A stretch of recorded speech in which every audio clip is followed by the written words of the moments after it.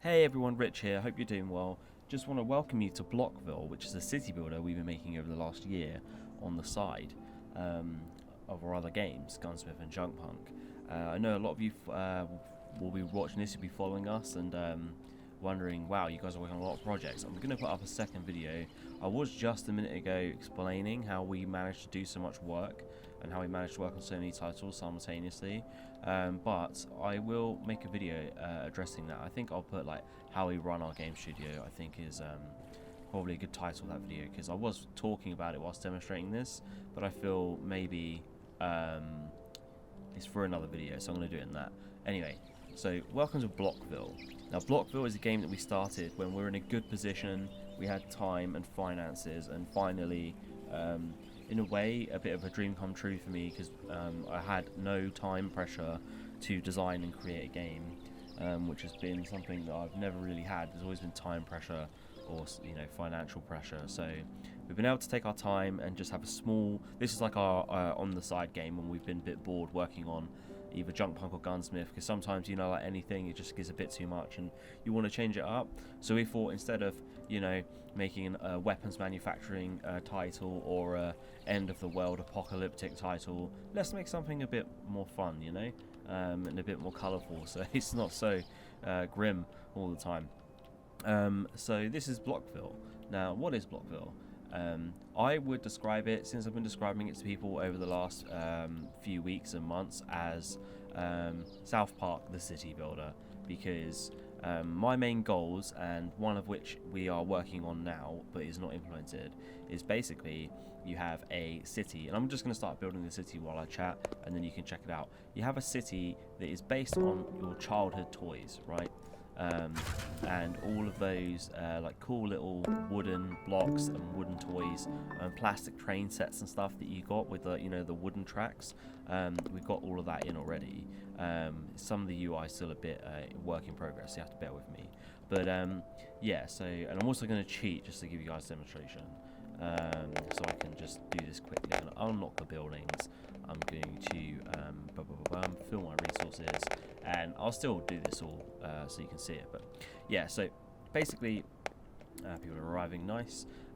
South Park the city builder. Why do I say that? Because we have people spawning in, and it's a very innocent game. It looks very colourful and it looks really nice, and you go and get your resources and you manage the city and you keep everyone happy, and you build farms, for example here.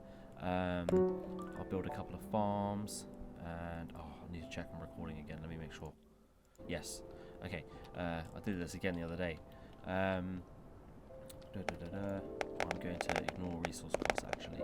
There we go. So yeah, so you can build farms, and you can build buffs and like upgrades. So if you put a windmill next to a farm, you get more out of the farm, for example.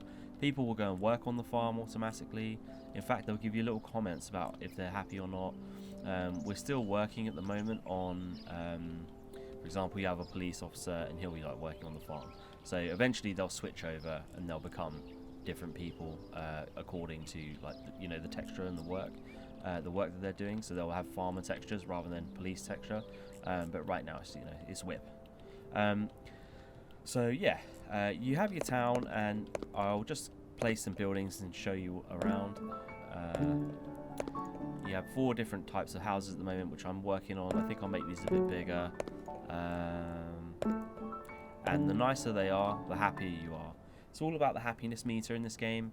You go over and you can see what's making them happy or sad, as it says there. Here you can see Blockville's happiness, full breakdown on what makes them happy or sad. The happier they are, the faster they'll come to the town, and they will basically just fill up the capacity of the houses. The nicer the houses, it'll add a little bit to the happiness. So in a minute it'll say, for example, clean air, varied diet, and probably nice house for these 2. So yeah, you need to keep them healthy, so you'll have a clinic. This is quite a large one. I'll probably put a smaller one in for the actual beginning of the game. Again, you have to keep them fed, so you build farms, and on those farms you can choose which food you want to grow. Just put my windmill down. Nice.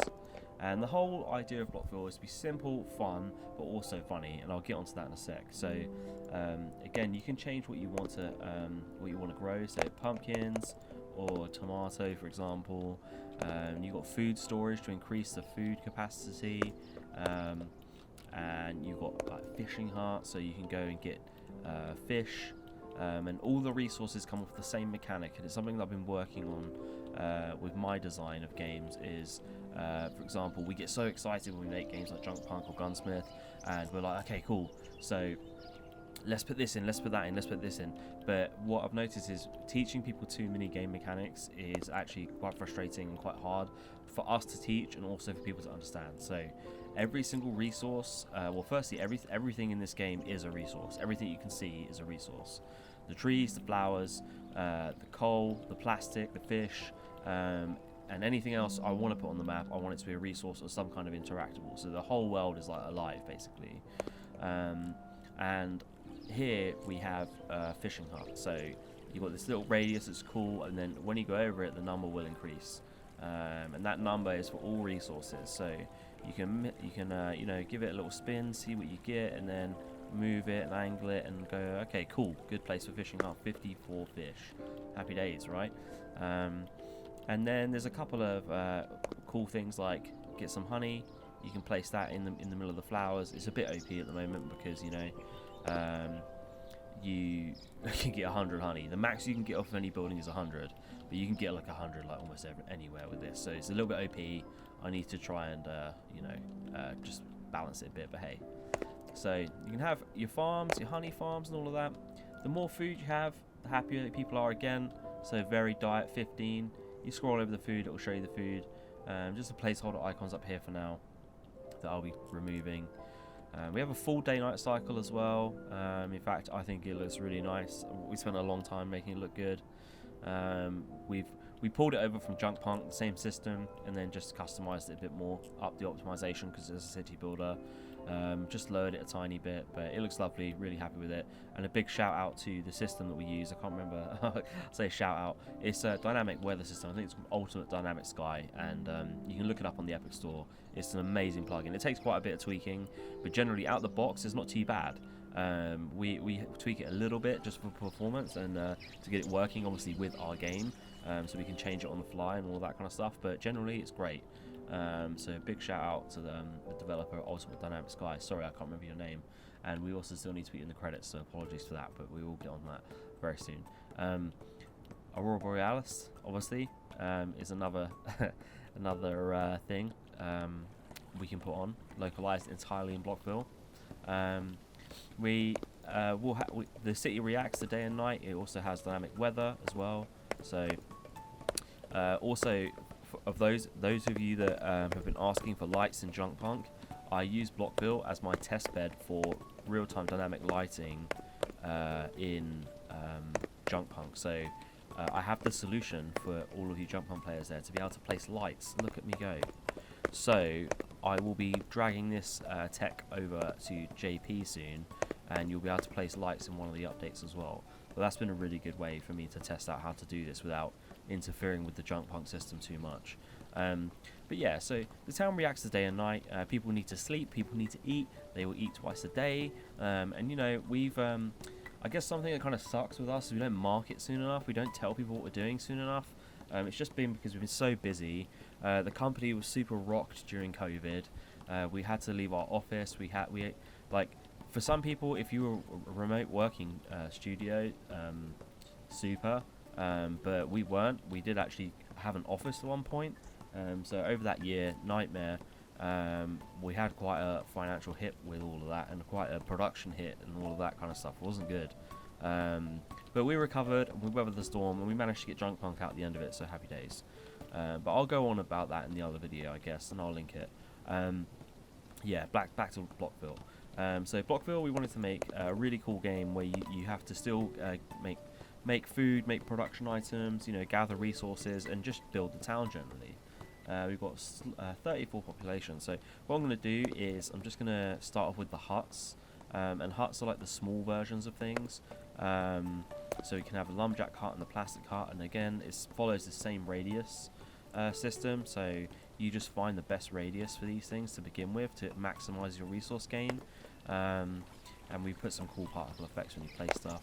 And then people will go and, when they do go to work, they will go and mine the plastic, cut down the wood, and people will turn on the little fireplaces at night time and stay warm. And then the town just starts to form, you know, and it's really cool, and I'm really actually enjoying working on it.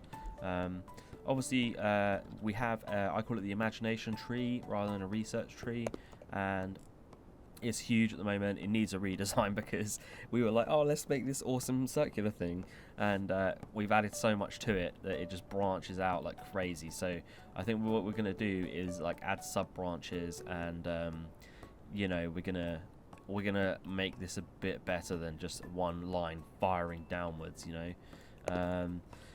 So yeah, what you basically do is you use your imagination points, which generate off of every building, but I might change that because it is a bit OP at the moment. They generate, so 1 per 60 seconds off a house. I think everything's just 1 at the moment. So once you've got enough generation points, imagination points, sorry, you can go in here and unlock it. Some of them have more prerequisites, so like the rocket, I think. Oh no, sorry, to place stuff it does, but just to imagine it doesn't. So yeah, you can unlock it, and then it'll unlock in here, and you can unlock the upgrades, for example, the hut, and then the actual mine. The mine is larger, and you'll be able to get your full 100 if you place it correctly there. But yeah, so you can increase the storage of wood and food and all of that kind of stuff, just like any other city builder. But where's it different? Apart from the fact that it's a stylized render as well, everything has got outlines. I'll fast forward it to today and wake everyone up so we can have a look. You've got power management. You manage your power. As long as these radius are touching, then you're good. It will transfer power and it will show up like this. So right there, if they connect, then you've got 2 zones basically, and you should see that. With 2, they should link together with a little cable, and you can fast forward and slow down time. And for you gunsmith people out there, we're looking at putting that into gunsmith as well, so we've been using that as a what's going on? Oh no. Oh, sorry about that. I just was recording and realized I have run out of hard drive space on my C drive. Hitman 2, 150 gig. Are you kidding me? What a joke. I love that game, but 150 gig? I installed it a couple of weeks ago to play it, and it's such a great game, but 150 gig, man. I got a 2 terabyte M.2 drive, and it still was completely full with games that are like so huge, and sound software that's so huge. Anyway, where was I? Something about power and nighttime and daytime. Let's go back. We'll get back on track. So yeah, you can still manage power. Some buildings consume power. Houses consume power. People get sick and they go to the clinic, and they will get healed. Be cured of their ailments, I guess. And yeah, so you can decorate the town, and eventually, it doesn't at the moment, but this will add to happiness as well. You can just decorate it with fences if you want, and make little gardens, all of this kind of cool stuff. Unfortunately, when people die in Blockville, you'll get a grave.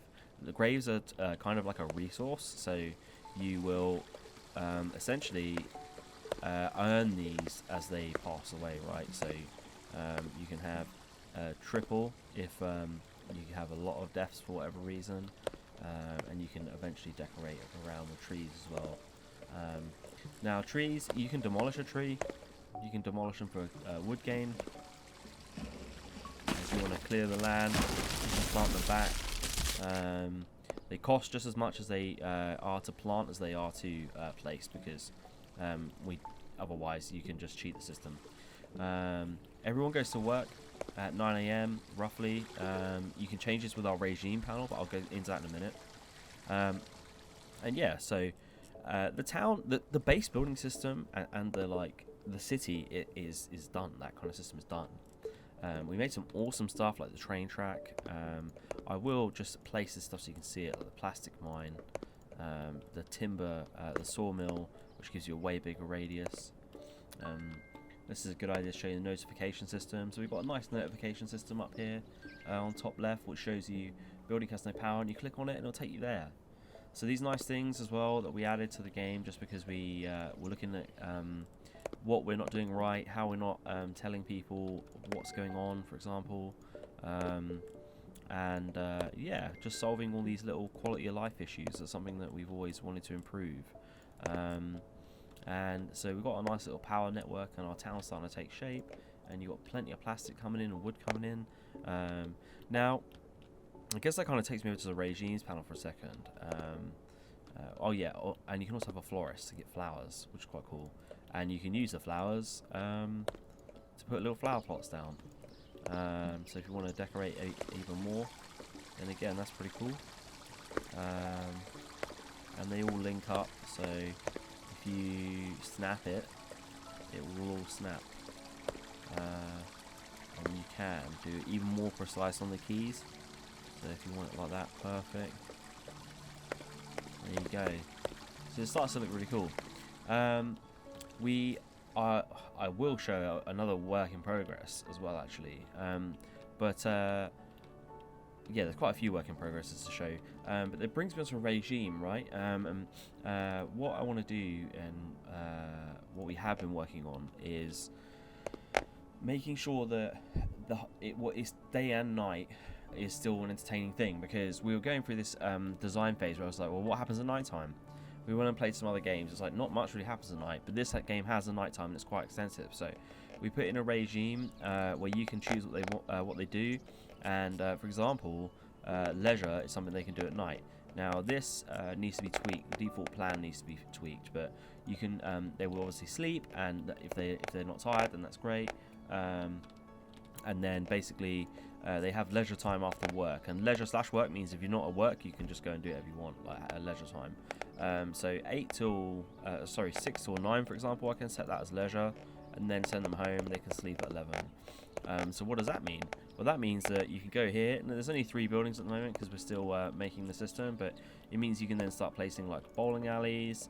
This is a cinema. I'm going to redo this, it's too big. And the Pizza Hut. So, or Pizza Place, can't say Pizza Hut, Pizza Place. So, you know, if you want, you can make 3 pizza places. There you go. And yeah, when they're not at work, they will go and do their thing. You know, they'll go and enjoy the leisure stuff that you've placed down. And I'm going to go back onto all of this. There is a fire. Now, I was assured, I think it's because I haven't saved the game, but right now we have fire in development where the fires break out. So this is very whip, and it won't look like this at all, but this is just showing me that one house is on fire. But it will stay on fire indefinitely because there's no way to put it out right now. So I don't know if the people are going to catch on fire when they go in. Could happen, and I'm sorry guys if that does happen to you, but there's also a chance of not any other building catching on fire. So whilst this happens, we may have a situation where what I'm showing you has buildings catching on fire. I have no way to put them out. We'll just have to roll with it, and hopefully the whole town will not be on fire by the end of the video. So yeah, basically I don't know where I was going with that. The fire has distracted me. Oh yeah, I'll go back onto what the twist is soon, but I'll show you the trains. We've got this awesome train set, just like as you were a kid. I'll do a quick loopy loop, and then you can check it out. Now, what we did to make, because basically we wanted this to have a significant impact on the game, yeah, but we need to refine this a little bit so it's not so. I need that one. Not so annoying to place down. It's not too bad, but it could be better. You spawn a train, and we wanted to make it sure that at the beginning of the game it's worth it, right? And I'll show you how it is. So right now, what happens is when the train goes past, it has its own radius, and it will collect something depending on what you're growing. It's growing wheat. I don't know if it's picked any up because it hasn't. It's not producing. But I'm sure if we did flowers, where it just was a second ago, production. There we go. So as it goes past, does it need a carriage? It might need a carriage. Yeah, I think so. That's why. So without any carriages, it won't collect. Basically, you can buy carriages, and as you add a carriage, it will just expand your train, right? Let me get some lights down so you can see what I'm talking about. Cool. That building's still on fire. Yeah, and as it goes round, the more carriages you have, the more of a buff it will give you. People have to be at work, otherwise it won't pick anything up. So it's not just something that will pick up for no reason. It used to be, but now we've done it so when they're at work it will do it. But yeah, it used to be super OP. And we're looking to expand on the train system. I love the train system. It looks awesome. So I think if we continue to work on this, it will be awesome. And bridges in, stuff like this, so you can have cars going over, and you can have the trains going under the bridges, and people going over the trains, and hopefully make this cool little like toy city that you used to have. But the twist is it's a functioning game city, you know. So where's the other twist? What's the other thing that is awesome about this game? So we have cars as well that are being put in, and they are also, again, just like when you were a kid. Places here. Now this is a large car park. We need to do different tiers of car park, and we've got these different vehicles that you can have. And also all the buildings and everything react to when it's raining. You start to see the rain drips and everything, which is really, I like that detail. So lots of nice little details in Blockville. Now I can place a road, and basically there's a little calculation made, and it may not work because it's so close basically. I've really messed this up already, but if we were to, and this is for bigger cities, if we were to have a place of work, it might actually work for the florist. Well, let's check it out. If not, I can demonstrate how it does work. 2 car parks. Here's the house. It will simply go, okay, I say simply, Adam, who has been programming this game, has the longest thing ever to make was the traffic system. But you can connect this, and we've got a crossroad, so you can connect loads of roads, and they should all work really well. Now, I'll speed it up so they can go to work. Now, theoretically, 2 of these people should take a car to go to work, right? And I might actually put a worker on the train set, now I think about it. Maybe someone needs to work on the train. We also have power stations as well, which cause pollution, and that reduces happiness. So they've got the skulls. So you want to put those like out here somewhere. I'll probably get some more houses as well whilst people are sleeping.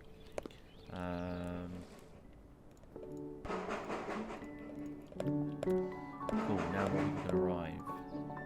Our food storage is totally full.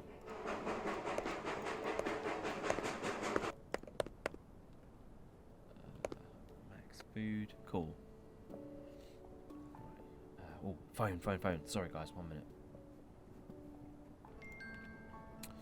Sorry, I was just had to go let someone in, so a little bit of a cut there whilst I had to get them in. Sorry, where was I? Right. Can't remember where I was again. Second interruption. I think maybe I was talking about food storage. I added some more food storage. But yeah, we're going on to like twists. Oh yeah. Oh, there's a second. The house is gone. There's a second fire while I've been away. We'll place that back down.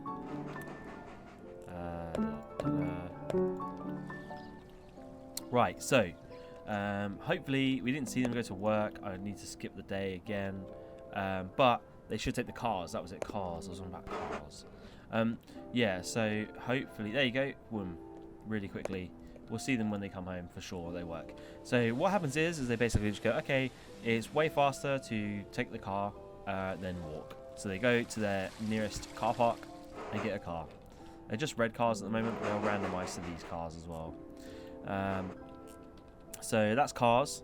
Pretty cool. Again, we want to have all these networks interlinking and running together, which would be really nice. So cars, and then we did a big monument for people to build, which is cool. Then people go and build that, and then you can launch it, and that's kind of like the endgame monument thing. But there'll be more of those, way more of those to come. The rocket takes off and flies into the sky, and you can see it in the demo. You can go and play the demo right now. This is all live in the demo, apart from cars. It's all live in the demo. because we're still working on cars and still fixing all of that. So again, yeah, if anyone wants to play it, go and play the demo. This is literally the same version apart from cars. Now, other than that, where's the twist, right? So the twist is that what I'm going to be working on over the next couple of weeks is these guys have a personality. So it says like she works at the farm, she wants to go to the bowling alley, lives at 2 Whitecross Road. Here is where we're going to expand this, right? So I'll give you an example of why it's going to be a peaceful city builder, and then it's going to twist hard. So it's then going to turn into you're getting scenarios or objectives that are just totally adult in theme. So it's going to be like this person's been unemployed, or for example, maybe there's a married couple and one of them passes away and there's a widow left and she's super unhappy, so she decides to become a criminal and rob a bank or something like that, or rob the pizza place, and then you're going to need the police to deal with her. Or for example, let's say you've run out of food, people are starving, they start a revolution, they start throwing Molotov cocktails at the Blockville town hall. Or maybe a dinosaur can spawn and start eating people. Ah yes, we already have that. Super whip again, but for example, you can have a militia, you can spawn a dinosaur, and this guy will just start tearing up the town. Now you just spawn him at the moment, but in future what will happen is this will be a scenario event that basically occurs as a result of you doing things. He won't just pop out of thin air. He's found someone to go and munch, I think. Who's it going to be? This one guy. He can't get in. The fence has defeated him. He's a lucky dude. Oh, he's going in? He's going in? No. When he comes out, it's going to be big trouble. Yeah, so he'll just go and munch on these people. Oh, he's got him. He's got him. Rip. Nom nommed. So we're going to be putting a lot of humour in, a lot of comedy, and this guy's just going to be snacking. He's going to be doing his thing, and I think we'll be he's just got someone out of the cinema. He's eating someone in the cinema. He's eating everyone in the cinema. I didn't even know this could happen. I didn't even know this was a thing. Oh, they're sitting ducks. They're sitting ducks. We're going to have to maybe sort that out. Okay. Oh no, he's going to the power station as well. Oh, he's just busted through the wall. We need militia. Conscription. So if you hit conscription, everyone drops what they're doing, and they will, I think, go to the rescue. Basically, you can recruit a militia. I'll speed it up to get them there quicker. But this is a super work in progress. We even made like a little RTS system for them, and here's our militia. They are equipped with assault rifles, and the dinos coming over to eat them all. But they should. We've even done like a little retreat system, so they'll retreat to a safe distance and continue to shoot. Basically, forgive the debug message, but basically they'll kill the dino, and everything can return to normal. So yeah, whilst they're doing that, we'll I'll just disable all real quick. Disable. There we go. Right. So the dinos just tearing them up, but they will win the battle eventually, and then essentially they can just return to normal. But if you've got spare people, you can keep the militia armed all the time. That can be their job. I think we lost another house. Yes. So we've already got the dinosaur in. We're going to put stuff like zombies in as well, I think. Pandemics as well, like where people get sick and they've got something really contagious. We're going to put loads of cool little events in. And we're even going to put stuff like bars in, so people start to get drunk and they'll have fights, and then, you know, all these random things will start happening, and it will just be loads of different spices for the game. So as you manage your town and as it becomes more and more complicated, people's lives are more and more complex. So it may say something like, I don't know, let's just currently have some ideas. One of them becomes a gang member or starts a gang, and then he becomes a drug dealer, and one of these houses is a drugs farm. Who knows, maybe one of these just converts to a drugs farm, and then the police have got to go and sort it out. All of that kind of cool stuff. All meanwhile, whilst you're managing your city and trying to keep it peaceful. So yeah, we also got coal mine. I'll show you that. So this will collect coal, and what we do want to do eventually is have some animations that are playing whilst you collect stuff with the production stuff. What else is there to show? There's probably loads more to show. I think this is a good roundup. It's nearly a 30-minute video. I want to make the other video explaining about how we run the studio as well, because that's going to take a little bit of time. I think that's about it. Blockville, it's available to play right now. You can go play the demo. We'll be announcing the prologue soon when we've got some more stuff finished, and when we have got the prologue ready, we're going to announce the date for that to come out. Can't do it right now because it might change, but I think soon is prologue. As always, thank you everyone for your support with our little dev studio, and we'll see you soon.